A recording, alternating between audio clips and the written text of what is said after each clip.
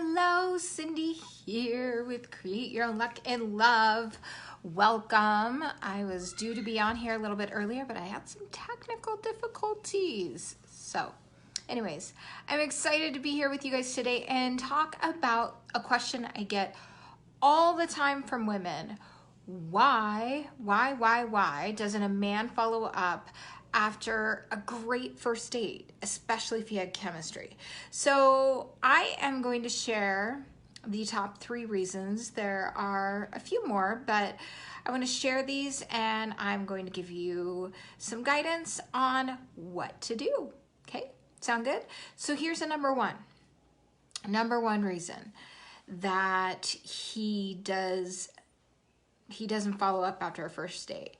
So the number one reason is because, this isn't a number one, but so it could be this. Number one, that he is dating other people. He has some other options out there. And so it's really dependent upon, especially if you met on a dating site or a dating app, you assume that they are connecting and dating other people like you get to be as well. So maybe he's dating other people that he feels more of a connection with, and he doesn't feel as inspired to follow up on a second date. Now, sometimes that could be due to the fact that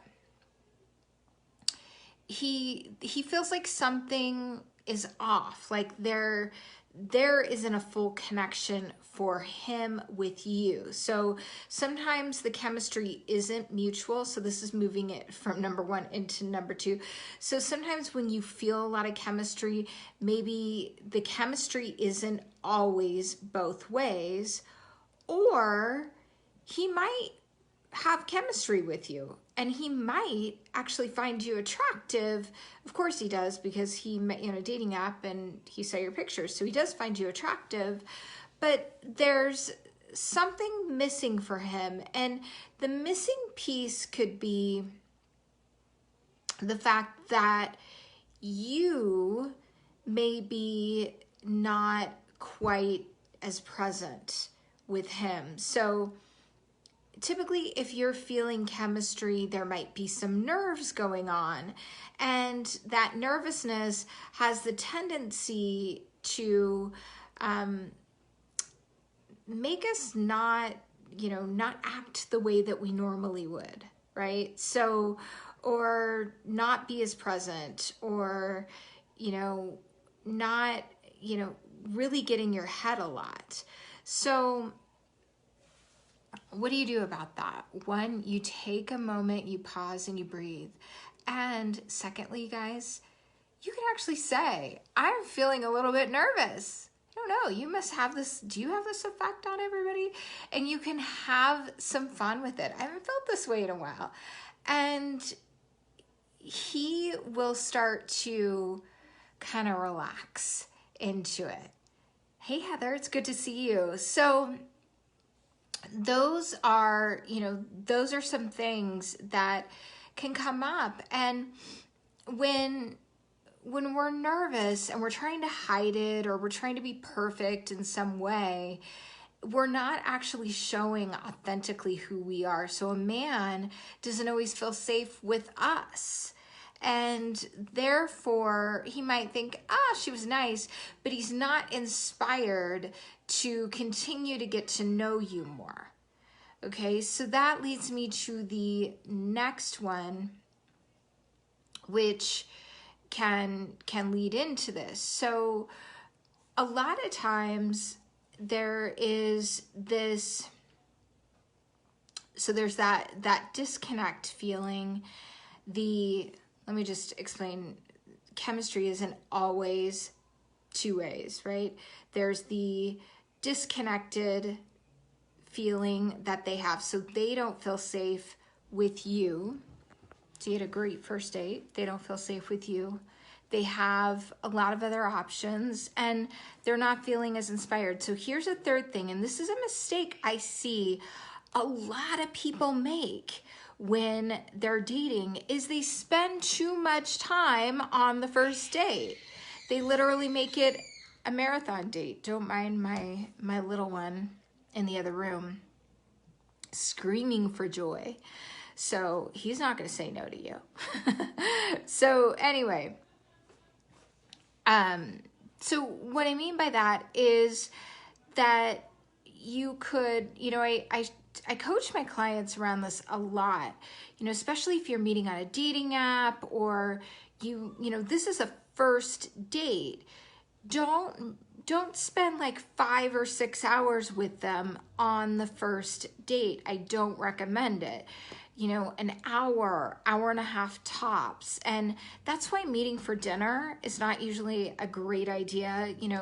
Meet for a coffee or a drink or an appetizer. Do something like that so that you aren't spending too much time. And here's also the reason behind that. That builds that builds polarity and actually creates tension between two people. And women need it too. And men need to feel like they're putting effort into something. They need to feel like they're hunting. So if it's too easy for him and maybe he has a really great time and you spend all this time together and he thinks, well, there's nothing much more that I feel that, that I really need to know. But there is. So that's why you want to leave a little bit to, the second date, the third date, the fourth date, because that continues to build the tension and the connection together.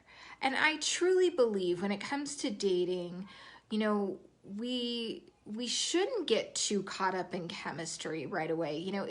It's easy to feel that, attraction and connection, but when you are fully dating in a place where you're honoring yourself and your value, you start to come across differently and men start to value you differently. So even if you go out on a great first date, he doesn't ever call you back again, you're not sitting around feeling bad about it, for one. And two, and you have a higher level thought process. I go over, I really coach my clients into this, especially in my 12-week course, Attract and Keep Lasting Love, where we really work on that value piece and stripping away those feelings of, I'm not enough somehow.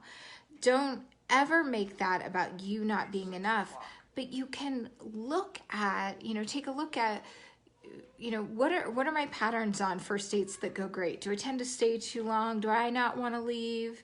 And that can also promote something else. It's, when you get really excited about someone and you're having a great time and you're closing down the place, it's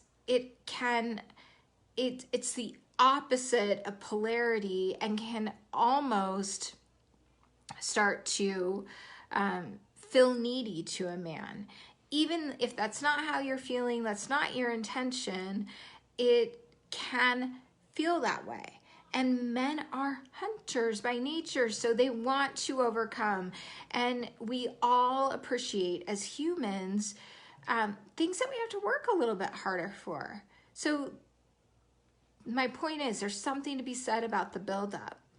So being vulnerable on a first meeting, especially when you're feeling nervous or you're with them, and there's I